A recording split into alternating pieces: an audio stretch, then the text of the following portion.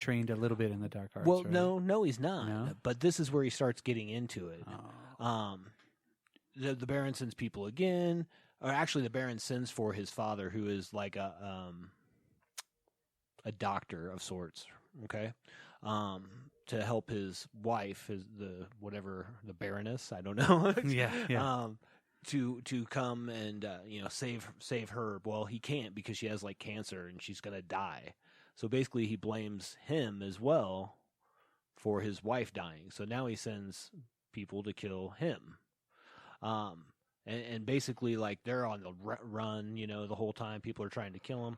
And you actually see where this is where he starts getting, once that happens, that's where he starts getting, his dad dies, or so you think. Whatever. I don't care about that part of the story. His dad dies. That's fine. Yeah. And then you are going to have to MCU this a little bit. You're Yeah. going to take some pieces out of this. And this is where he starts getting into the dark arts.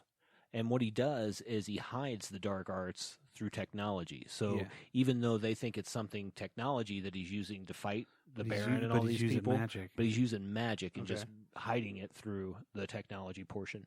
And he eventually defeats the Baron, all this stuff. Well, then emissary from the U.S. says, we want you to come to New York and go to school here for free because you're very intelligent. And there is a part where you find out that, like, while he was in the womb, he was learning things that were like age 3.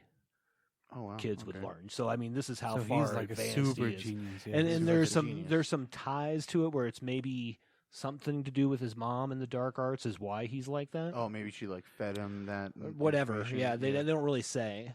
But that's where he comes to college at this point, right? So like he goes and ends up going to I don't know if it was Empire University, New York University, wherever all the Marvel people go to school. Yeah. He goes to school with Reed, right? Correct. So you find out, there's actually, so I kind of skipped a scene because there's a point where while all this is going on and he's being chased down, there's a bounty on his and his dad's head, all this, and he actually runs into this, I think it was a farmer, and the farmer's like, this bounty, basically, he would live comfortable for the rest of his life, and he's got a gun pulled on him, and Doom, as a young man, chokes him to death. And this is the first time you really see him be evil. Well, and it's more tangible. You can kill somebody by shooting them. Yeah. And it's different than choking someone. It's more personal. You know what I mean? So anyways, he goes to college. You find out through the course of it that while he's in college, he's actually working on a project for the U.S. government. Because of his advanced technology? Maybe he invents something to bring him over. So what you see in the background while he's working with these people are basically what is going to be a less evolved version of the Doombots. Oh. Okay, cool. Okay. Cool. So right here is probably where I would cut it, because what you find out probably, and maybe a little bit before this, is that this is Doom being interviewed, telling about his life story. Okay, to a reporter. It's all framed that way. The books of Doom Correct. is what you're saying. And I think that's a great way to keep it in the movie, because I love there's a piece that we'll get to here in a minute. And could it be like Betty Brant or something? Sure. Like somebody's interviewing him in Latveria? In Latveria. Yeah, just like sitting in his throne room, giving him... Not in his throne room, just in a room. Oh, yeah, basically it's like, hey, this is the very first interview with Doom exactly, ever. Yeah. Exactly. Because remember, this is like I don't want to just use North Korea, but it's like a state like that where it's like a ruler.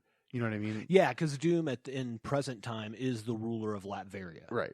So, and he's like, this is my country. If you want to come in, you can come in and interview me on my time. Exactly. Yeah. Only certain people are granted access at certain times. So maybe it would be, I don't know my Marvel journalists right now, but we got to leave it pretty.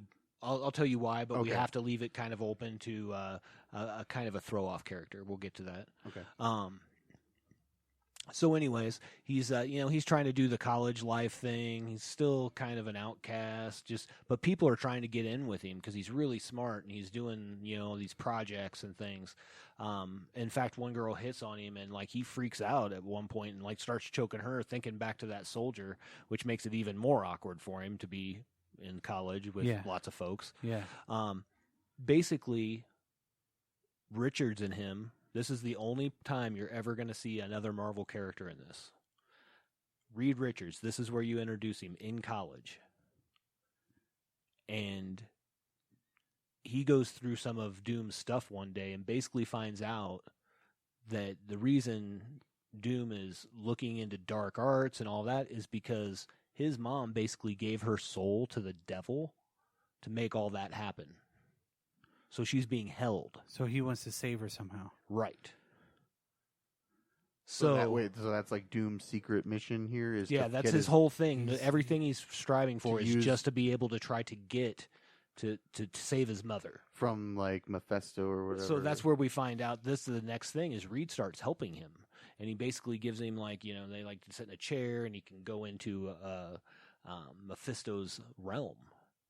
And that's where, he sees They Hell. figure out a way to get to not hell, because Marvel is very weird with that. They have very defined icons that are not Judeo-Christian necessarily. Like Mephisto is the devil, but he's not. But he's you know? not. Lucifer. It's Right. like Marvel's Yeah. version. Maybe it's something not to even do with that, the because there's several people that take up that moniker depending on what you're reading.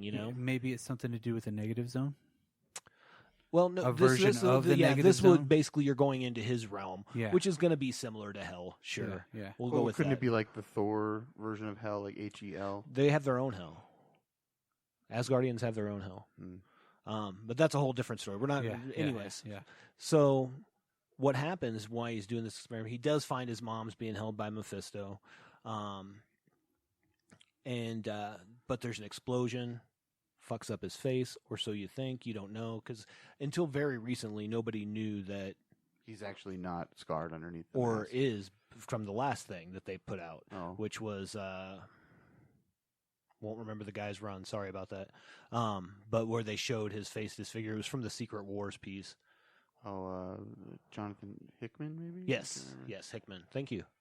But at any rate, so he's all scarred. He goes back to back to Europe, and he's just wearing bandages. And actually, he's in a different. I think he might have been in. I don't remember the country. It wasn't Latveria. It was somewhere in Europe. Yeah.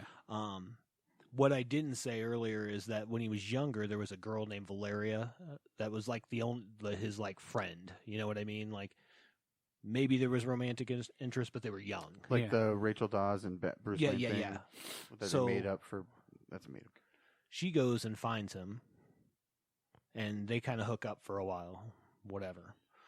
The whole time, there's a Russian group that's looking for him because they want him to come work on their super soldier, whatever's going on. And so they're trying to force him to work for him. Then you start introducing this character that's kind of hanging around. Now, at this point, he's just wearing bandages around his face. Obviously, he's getting older, and I would have... Well, maybe he doesn't get old. Well, he gets a little older. He's not 12, obviously. He's gone to college. Yeah, he's done but- all this. And this is where I kind of see, and maybe it's I have a guess. I have a recency guess in my head. bias. But because of facial structure, I guess, in my mind, I actually looked at Nick Holt.